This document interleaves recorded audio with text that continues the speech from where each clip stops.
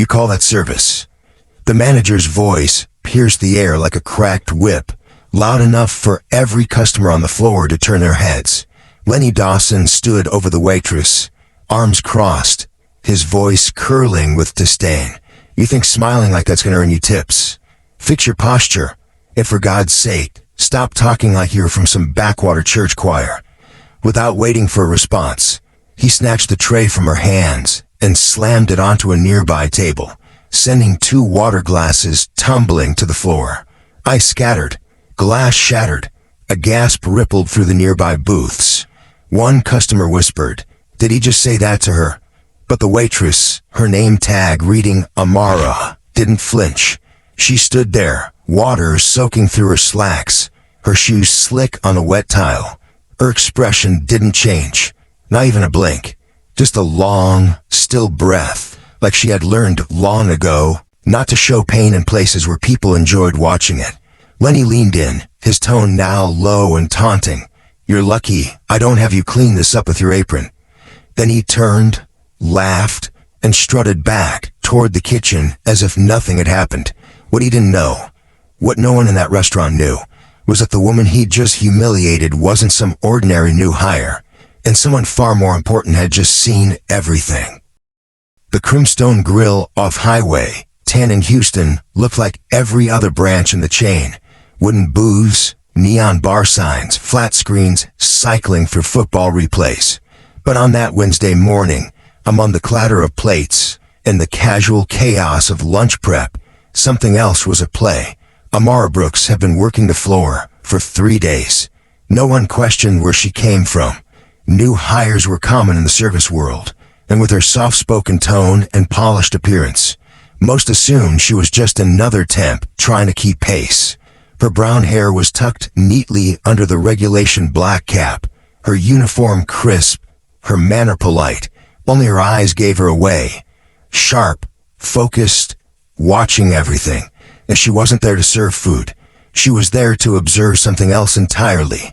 Weeks earlier, Victor Harlan, the CEO of Crimstone Hospitality Group, had reviewed a growing wave of complaints across internal HR systems.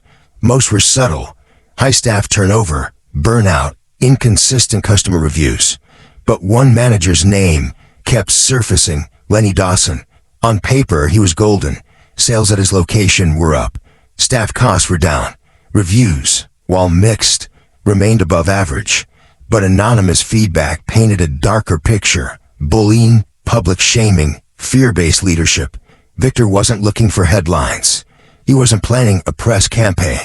What he wanted was truth, not the version filtered through layers of HR or sugar-coated by PR. He wanted eyes inside the room. So, he did what few executives ever dare. He sent someone undercover. Not himself. That was too obvious, too expected. Instead, he turned to Amara. Amara wasn't just any observer. She held a master's in organizational behavior, had worked on restructuring toxic team cultures at 2 Fortune 500 companies, and, most importantly, she could disappear into a role with the grace of a stage actor. This wasn't her first undercover operation, but it was her most delicate. Victor gave her one instruction: don't intervene, just watch, feel, endure. 2 weeks, no shortcuts, no inside favors. She would be hired through an outsourced agency, earn minimum wage, wear the same uniform, and clock the same hours as every other server on staff. He wanted her to see what the cameras missed, what HR never captured, what customers only caught glimpses of, what it really felt like to serve under Lenny Dawson. By day 3, she didn't need a journal to track the pattern. It played out like a worn routine. Lenny barked orders, belittled staff in front of guests, and ran the floor like a sergeant at war with his own team. But he knew how to mask it. His insults often came wrapped in jokes, his punishments disguised as training moments. Other servers either kept their heads down or tried to laugh along. No one challenged him. Amara stayed quiet, took notes mentally, and learned to move through the space like a ghost. Until that moment. Until he shattered the tray in front of her, made her humiliation part of the lunch entertainment, and turned her silence into spectacle. What no one could know yet What Lenny himself was utterly blind to was that the tray hitting the floor had set off more than a few ice cubes. It had triggered the final phase of the plan because Victor Harlan was already in Houston, and he had just reviewed the footage from the ceiling cam that caught everything.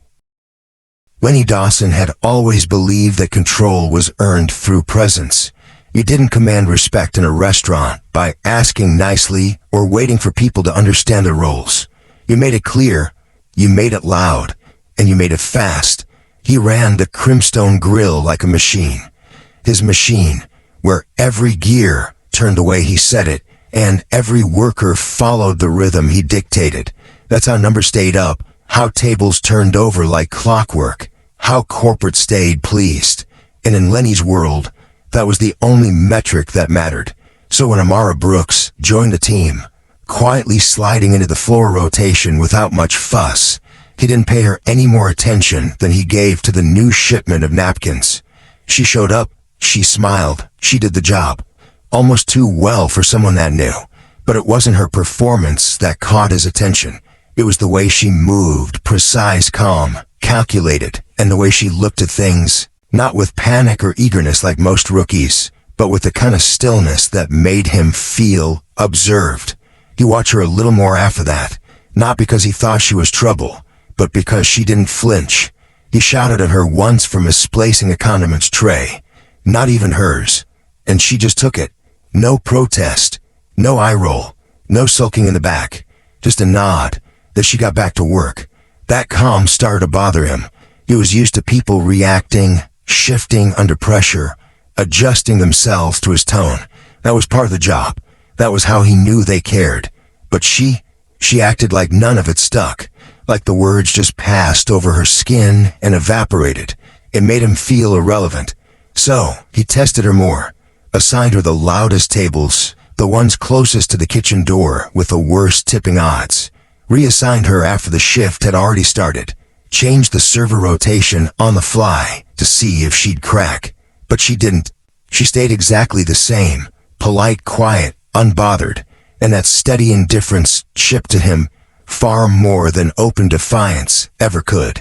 It was as if she already knew how this game played out, as if she'd seen it all before and decided it wasn't worth reacting to. The kind of attitude didn't belong in his restaurant. So when a moment came when she fumbled a tray, or maybe he knocked it just a little too hard, it felt justified to make an example of her. After all, if she wasn't going to play by the rules of reaction, then maybe she needed to be reminded of who was really in charge. But then something changed. Subtle things. An IT guy showed up unannounced, claiming to update the POS system, but spent more time checking ceiling mounts and screens. The district supervisor called, asked a few strained questions, then hung up too quickly, and two servers who had been with him for years started looking over their shoulders, whispering in corners like high school kids who knew a secret. When he wasn't paranoid, he was experienced, and experience told him when things were off. Still, he told himself it was nothing, just corporate doing what corporate does, checking boxes, auditing the floor, chasing ghosts. He could handle it like he always had because storms came and went, and as long as the numbers held, he would too. So he doubled down, sharpened his presence, tightened his grip, shortened breaks, rotated staff faster, pushed back harder. He knew how to ride out storms.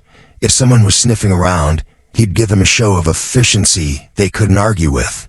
Numbers were still good, sales were stable, and Amara was still there, gliding through her shifts with the same quiet intensity, never stepping out of line, never drawing attention.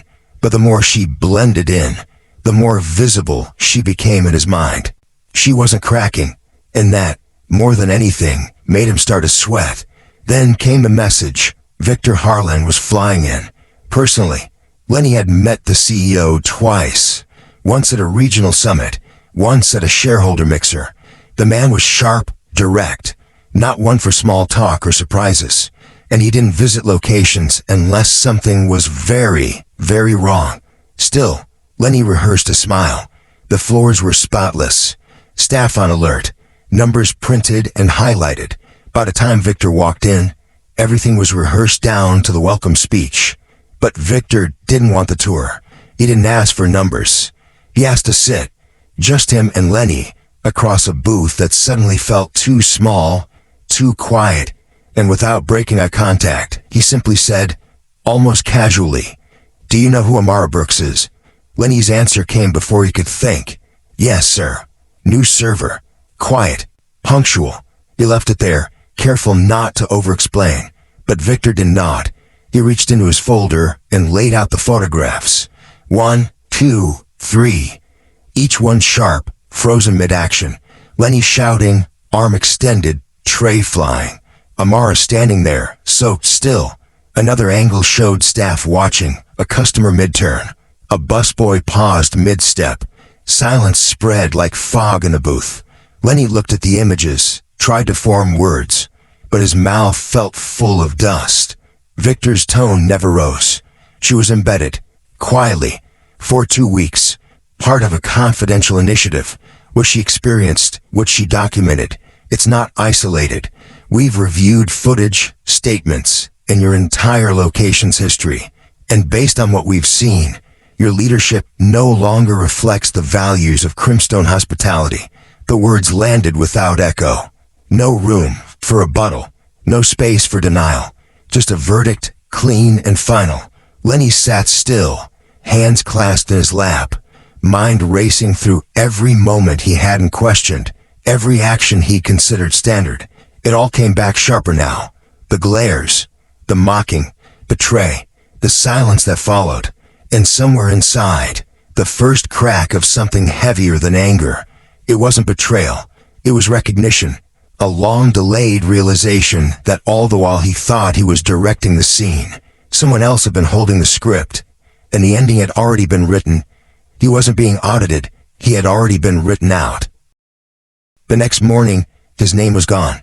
No sign on the office door. No mention on the weekly schedule. Not even a farewell email from corporate. Just silence.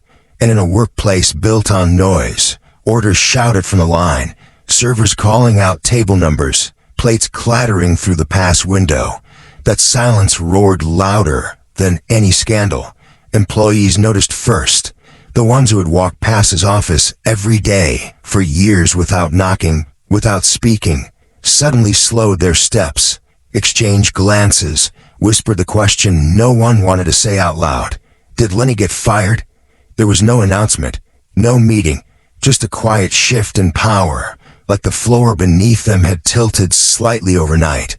And in that shift, something loosened, something opened.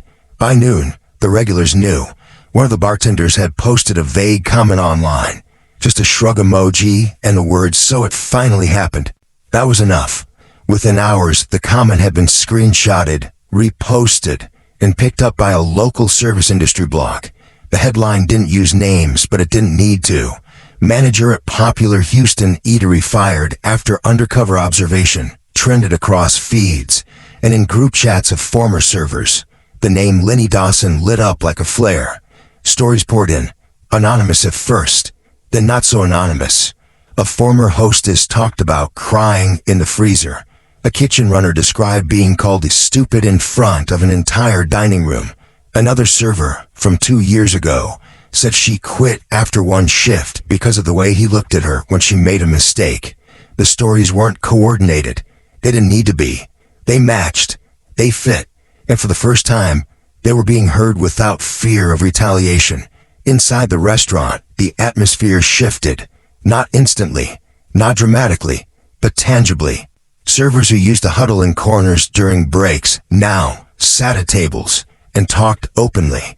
Kitchen staff played music again, quietly, respectfully, but still it was something. A weight had lifted. No one said it out loud, but they all moved like they had more air in their lungs. Even the assistant manager, a man who had followed Lenny's orders for years without question, started making small changes, rotating sections more fairly, actually asking if someone needed help before issuing a directive. It wasn't a revolution, but it was a start. Upstairs, the regional office wasn't celebrating. The video footage had been shared in-house. Confidentially, but inevitably, executives watched as Lenny shouted, as he mocked, as he reduced grown adults to background noise. They watched Amara stand soaked and silent. They watched other staff turn away, not out of malice, but out of habit, out of survival.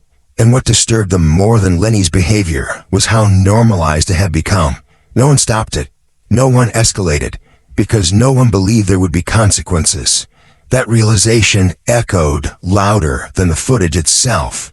Victor Harlan called an emergency meeting, not for damage control, but for reckoning. What happened at Crimstone Grill isn't an isolated issue, he said. It's a symptom, and we created the environment that allowed it to grow. The room was quiet, not out of fear, but out of something deeper. Guilt, recognition. The policies had been there. The mission statement printed on glossy plaques. But somewhere between performance bonuses and operational benchmarks, something human had been lost, and it had taken a tray of water and a hidden observer to bring it back into focus. Outside the company, the story had caught fire, not because it was sensational, but because it was familiar. Viewers didn't see a scandal, they saw themselves. People who had once kept quiet about bosses who berated, about systems that dismissed, now felt a surge of solidarity. Online threads filled with stories.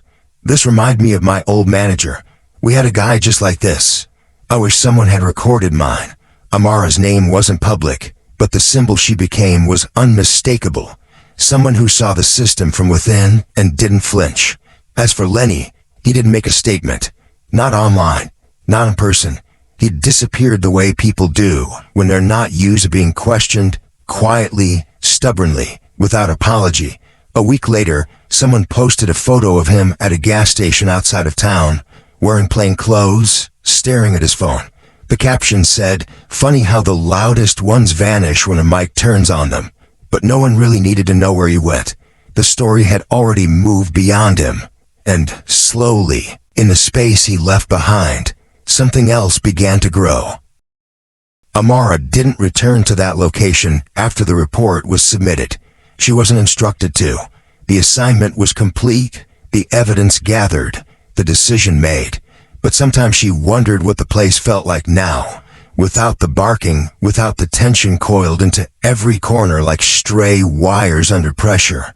She imagined the familiar clatter of silverware, the soft thud of booth cushions, the hollow echo of a shift change. And somewhere in all that ordinary noise, she hoped there was breathing room again. Not perfection, just space enough for people to feel like people. Back at corporate, her final debrief was quiet. No press release, no internal memo. The mission had always been low profile.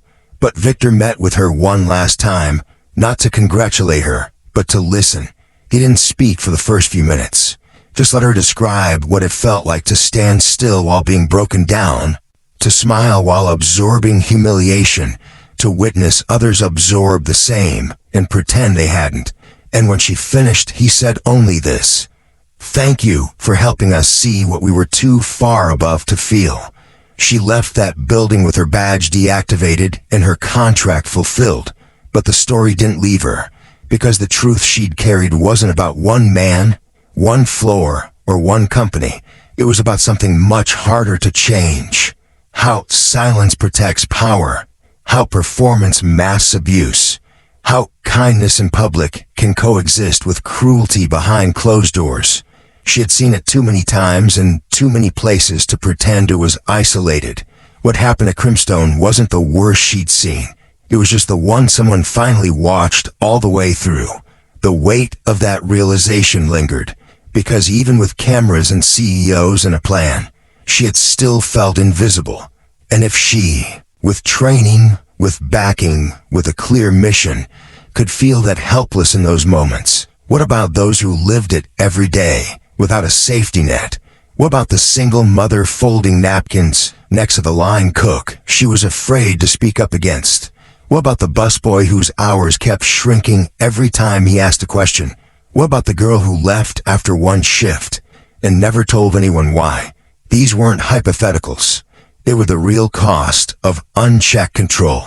Not lawsuits, not PR disasters, but slow erosion, of dignity, of voice, of trust, and no report, no matter how detailed, could fully restore what was lost under that roof for so long. But maybe, she thought, the point wasn't restoration. Maybe it was disruption, a break in the pattern, a crack wide enough for someone else to step through and finally say, "That's enough." Weeks later, she walked into another restaurant. Different city, same chain, different faces, same setup. She sat alone near the back, not as an observer, not as a threat, just a guest with a glass of water and a quiet interest in how people moved. The manager walked by and greeted the staff with eye contact, not orders. The servers laughed without flinching. A young woman spilled a drink and was met not with sarcasm, but with a napkin and a shrug. And for the first time in a long time, Amara felt something she hadn't expected. Relief. Not that everything had changed, but that something had shifted, that maybe the chain reaction had reached farther than the building where it started. She didn't stay long, just long enough to finish her drink and write something on a folded napkin she left under the tip. No name, just a line she had repeated to herself during the worst moments of the assignment. Quiet, steady, defiant. The ones who see but don't speak are part of the silence. Be louder. And she walked out, not with closure, but with clarity, because the real assignment was never just about exposing one manager. It was about proving that silence has a cost. And somewhere, someone else had just started watching.